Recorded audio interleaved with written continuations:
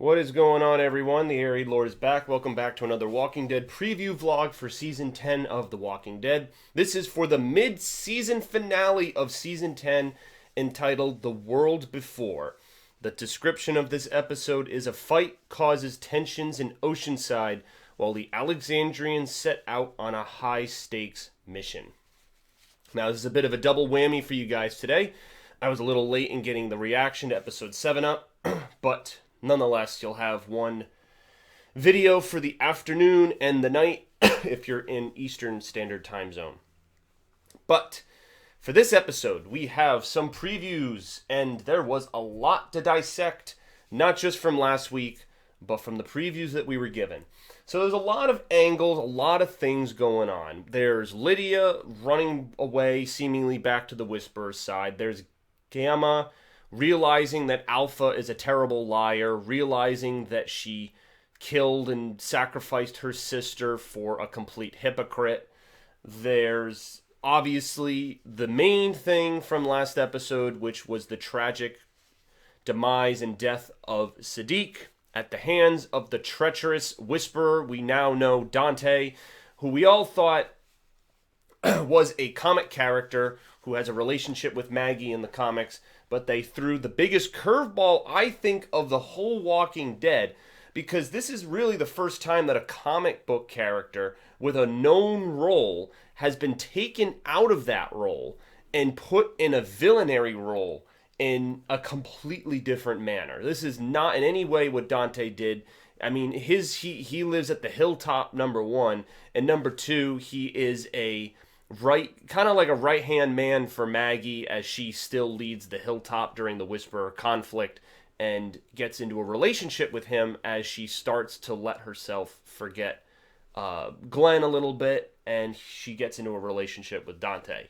But that's in the comics. In the show, he is an evil Whisperer who forced Siddiq to watch the beheadings and somehow infiltrated Alexandria, became a doctor, poisoned the water supply from Woody from Toy Story, poisoned the water hole, and then strangled Siddiq.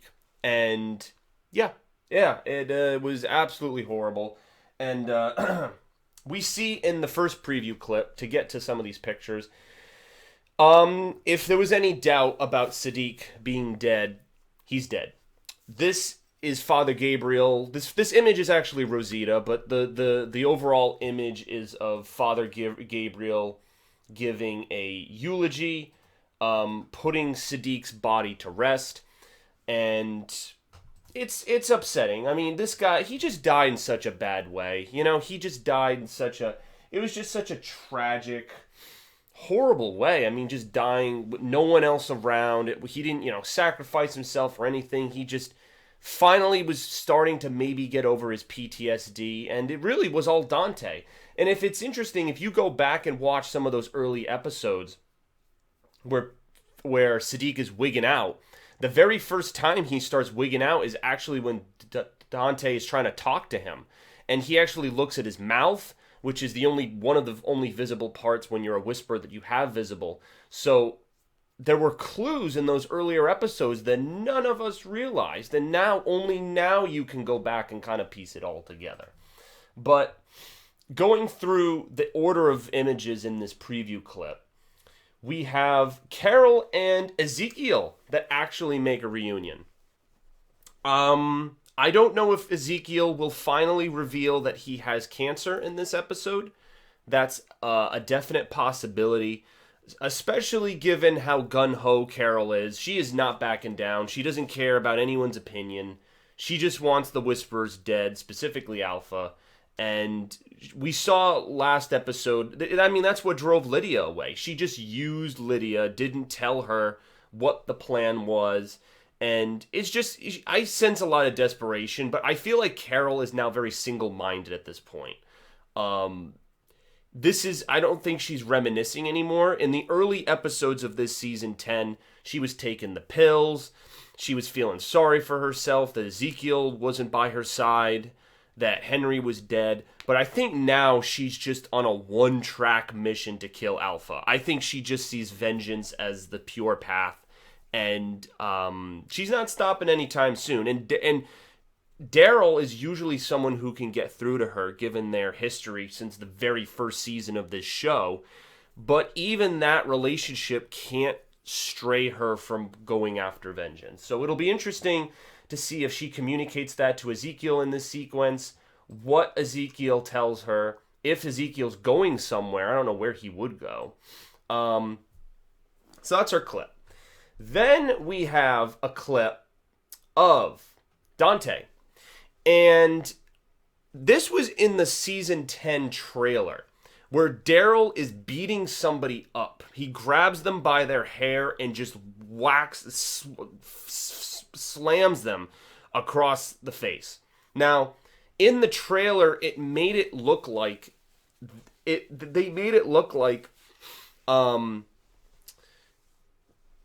Negan. They made you think that it was Negan because in the trailer, right before that scene, Daryl is talking to Negan in the jail cell. And Daryl says, "You and I have never been toe-to-toe in a room before."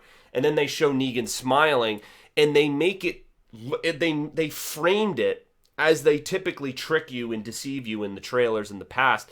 They made it look like right after that scene that Daryl was going to punch Negan and beat him up, either for something that Daryl had pent up from the past or something that happened that season.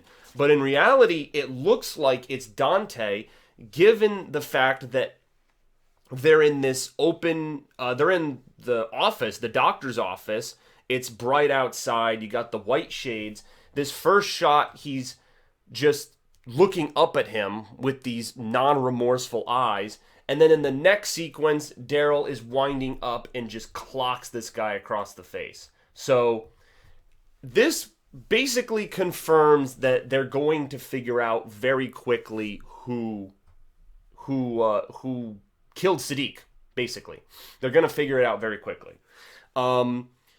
There are a bunch of ways they could just logistically figure it out from Alexandria, but then also something you got to remember. Another thing we see in this preview clip, which I'll get to in a bit, but Gamma talks to Aaron in the preview clip and says, "I have some information for you." So clearly, she is, as we mentioned, pissed off about what Alpha did. And this, I would say Gamma is going to be a turncoat.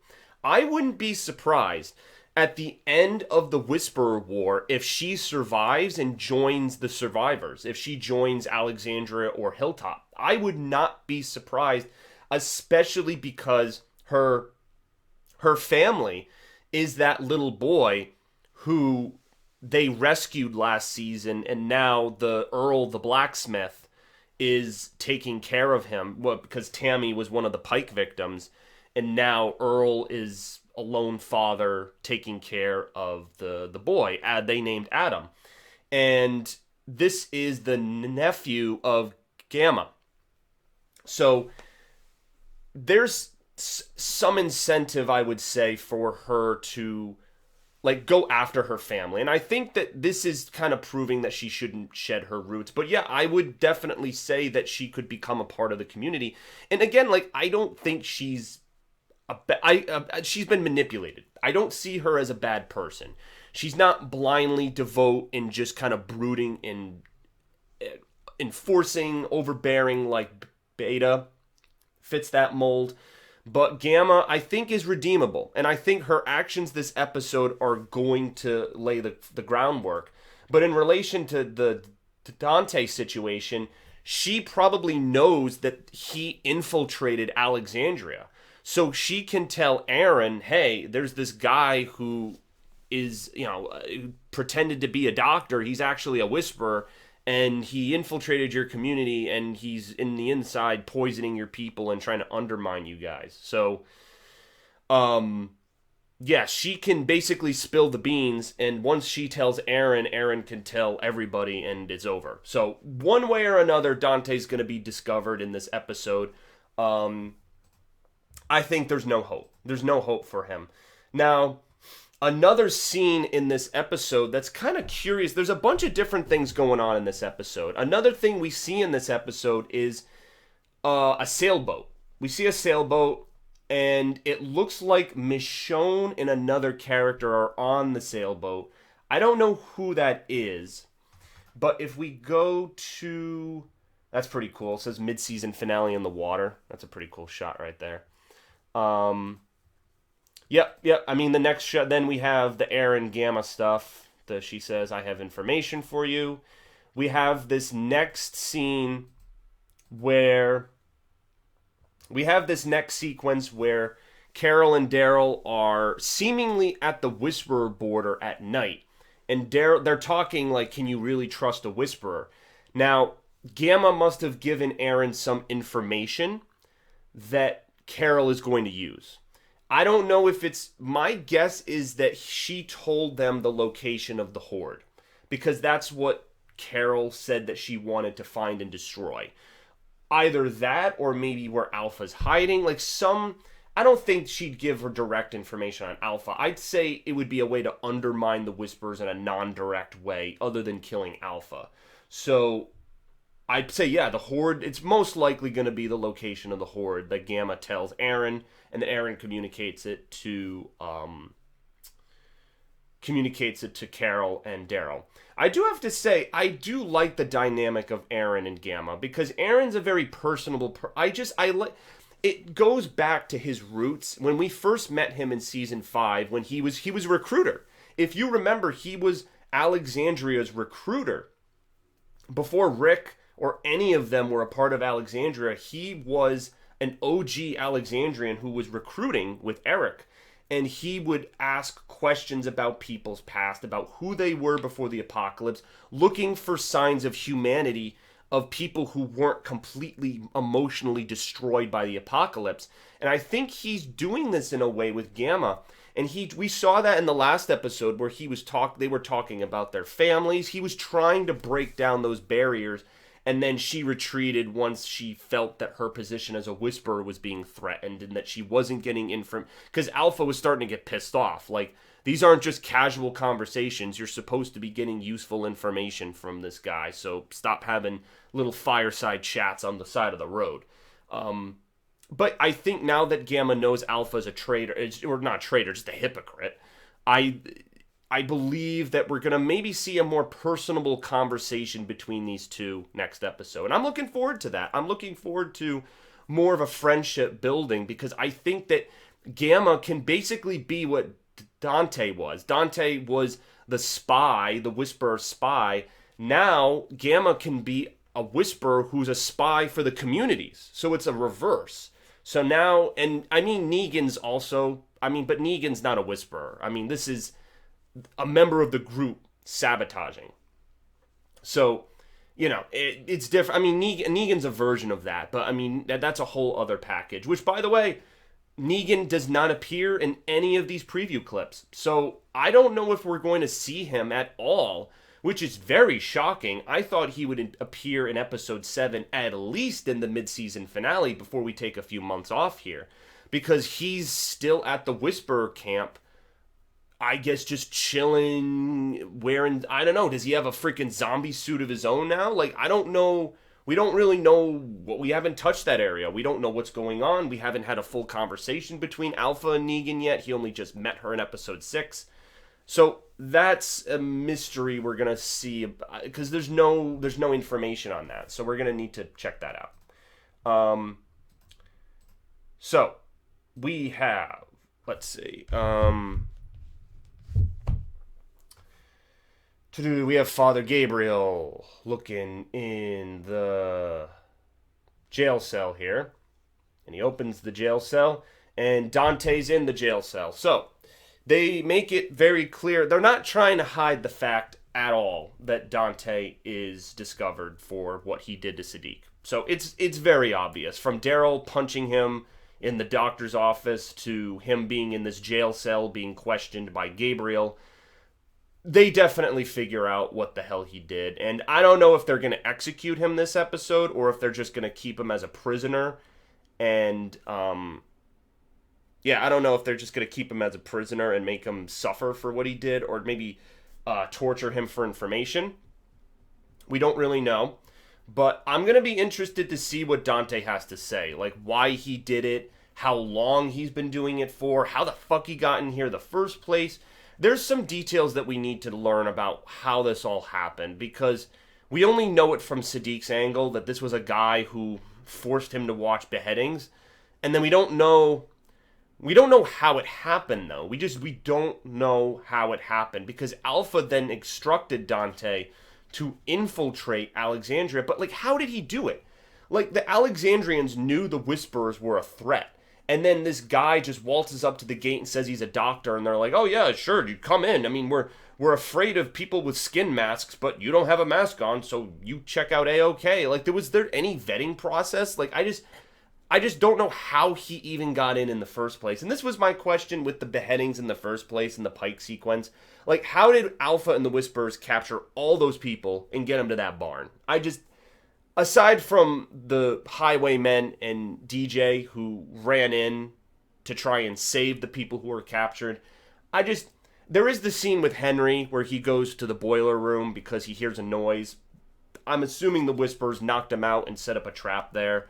But that's the only thing. They must have knocked these people out, put them in wagons or something. I don't know. People really must have been drunk with happiness at this fair. That's the thing, though. They don't show it so you can speculate, and they don't have to go and make specific routes and specific details of how Alpha planned the whole thing. But not to go back in the past.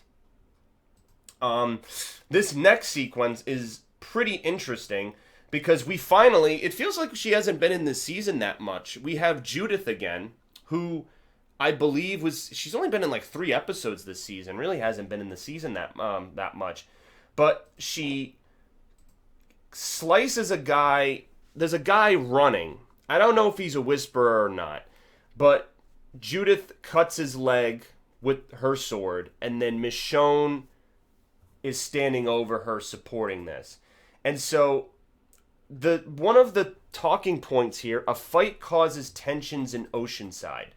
So what could really be going on in Oceanside? Because I don't want to say this is a random plot point, but we have so much going on at Alexandria specifically, like the whole Gamma Aaron thing, like the back and forth, this Cold War back and forth between the communities and the Whisperers has been our focus.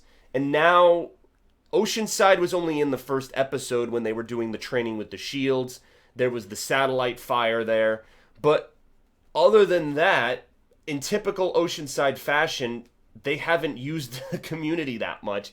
And now we're going to see it once at the beginning of the season and now in the mid-season finale. So we don't know any of the Oceanside residents except Sydney and Rachel. Those are the only 2 we know. We don't know any. And then the girl that what's his name? The guy Luke, the one he went to Oceanside with Judith and Michonne because there's an Oceanside girl that he has a thing for. So yeah, those really are the only ones. And then there were those Lieutenant Oceansiders, the ones that Tara talked to. So, but again, there's never been much significance on this community at all. They're just kind of like an extra community where they get fish and they have sea access. So that's about it. But I'm interested, what's this conflict? Like, does this tie into the bigger story? Does this involve the Whisperers? Who is this guy on the ground right here? Who is this guy with like the mini afro and the goatee and the beard? Like, what is in the mustache? Like, what's going on with this? Michonne has a reaction to this guy, and I don't know what to make of it. So that's my biggest question for this mid-season finale. What the heck's going on with the Oceanside plot? Does this tie into the Whisperers? Are they setting up maybe for Michonne's departure? Because she also hasn't been in this season too much. She was involved in some of the negotiations with Alpha at the border. She was in that premiere when they had to deal with the satellite fire. We've seen some action with her. And then we also know that there's a scene with her holding Lucille in a dark environment. And I don't, like, Negan's at the Whisperer camp, so I don't know if that ties in. And in what scenario would she be holding Lucille up? So that's another question mark I have for this episode. So how does her departure link to the Oceanside conflict, linking to her holding Lucille? Bunch of things there. Now, this is another thing. Alpha standing here, not looking too happy.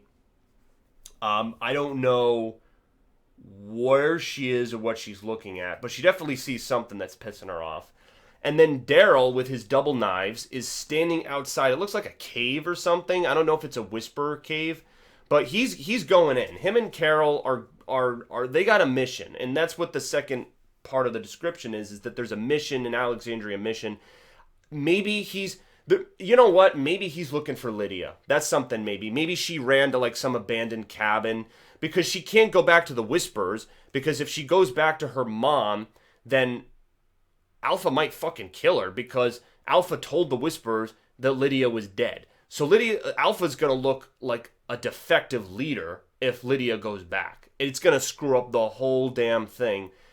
And there might be a rebellion. There literally might be a Whisperer rebellion if that happens. I'm surprised Gamma's not gonna tell like all the Whisperers. She could literally sabotage and just tell everybody. But I don't know. I feel like Alpha might kill her. Because if there was a situation where the Whisperers are like, you lied, you didn't kill your daughter, and then Alpha just turns around and slits her throat because, I wouldn't put it past her. As much as, that's like the only redeeming thing. Kind of like Cersei from Game of Thrones, like her love for her children. So Alpha's only redeeming quality is her care for Lydia and sparing her. But if it came to Alpha losing her power, I could see Alpha turning around and killing Lydia. And that's what Carol meant last episode by saying it's too dangerous. So could Lydia really survive that going back? I don't think so. So that's that. And I don't know. And then there's a lot of people running in Oceanside. I don't know what the angle of that is. So we'll have to see if this is Whisperer related or not. We'll have to see. How does the sailboat come into play? Because we see the shot of the sailboat too. We also see the shot of Ezekiel. A lot of things happening in this episode. I wonder if this is going to be an extended episode. It's been a while since we've had episodes that run 5 or 10 extra minutes, but we haven't had like an hour and 30. Remember, like season 7 had a couple of those actually. Those hour and 30-minute episodes that you could really, really fill the episode with lots of content. I'd be curious to know. So, let me know what you guys think.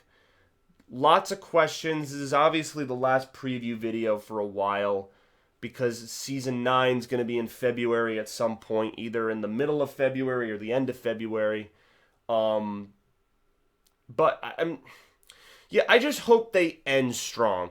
I know there's going to be a cliffhanger no matter what in this mid-season finale, but I just hope that they end the episode in a strong manner. Like, that's my hope, because they threw a huge curveball with the Siddiq thing, killed him off, and it's a super surprising death. I mean, that's a big character, and killing him off in an episode 7, because I don't know if it's predictable for mid-season finales or finales to be the death episodes. I mean, episode 15 was the Pike sequence. That certainly wasn't the case. So we'll have to see. We'll have to see. I'm excited, but there's a lot of things going on in this episode, and I hope that they have enough time to address them. Because whenever there's a problem with the show, it's because they're trying to cram too much into it, or they have a bottle episode where there's just one focus that just gets extrapolated. So that's my assessment. I hope you guys enjoyed this video. Thank you for watching. And as always, comment, rate, subscribe, and look forward to my reaction to this one. And I'll probably try to fill December with some holiday-themed vlogs of some sort. Like, I don't know, like Christmas stuff. I'm not sure, really. I mean, maybe some type of Walking Dead vlog, some vlog. Maybe I'll investigate the third Walking Dead series that's filming right now. There's some Walking Dead news. Maybe going into 2020, we can also discuss maybe when the hell we're going to receive news on the Rick Grimes movies, because there's an Instagram account that I follow that tracks kind of like where Andrew Lincoln is when he takes pictures with fans. And he's still in the United Kingdom, so he hasn't filmed anything for the Walking Dead movies. So we're going to have to discuss a couple of things. Maybe we'll do like our wish list for 2020, like what we want to see from The Walking Dead, not just in terms of what's being released that we can physically see, but what we want to see in terms of quality. In terms of quality from what we know is coming out, like the third Walking Dead series, the movie, half of season 10, half of season 11 of The Walking Dead, and what we want from those products in terms of quality. Okay? That's the emphasis. So, thank you guys for watching. I hope you enjoyed all the clips. And, yeah, you got 2 for the price of 1 today. A reaction and a review vlog. So, thank you guys, and I will see you later for more content. Peace out.